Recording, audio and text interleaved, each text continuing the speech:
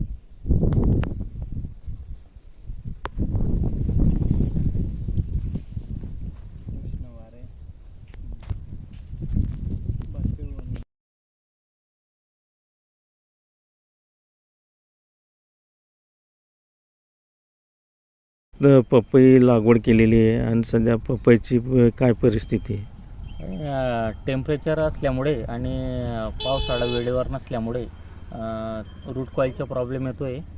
त्यामुळे पिंगटपणा वाढला आहे आणि झाडं जागेवर बसत आहे. आपल्याकडे सिंचनची व्यवस्था आहे, ठिबकद्वारे पाणी देत असणार. हो, पाणी वगैरे फुल आहे, पण नैसर्गिक प्रॉब्लेम वेळेवर पावसाळा नसल्यामुळे हा प्रॉब्लेम येतो आहे. किती पूर्ण आपलं क्षेत्र? पपईचे 11 एकर क्षेत्र आहे सर.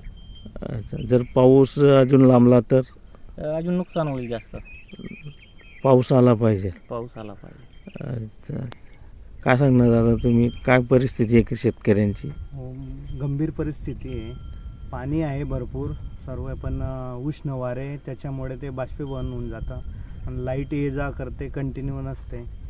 त्याच्यामुळे बरेच प्रॉब्लेम येत आहे. केळी उत्पादक शेतकरी असो, पपई असो, प्रॉब्लेम आहे. जसं जसं लेट पावसाळा जाईल तसं चिंता वाढतील शेतकऱ्यांच्या.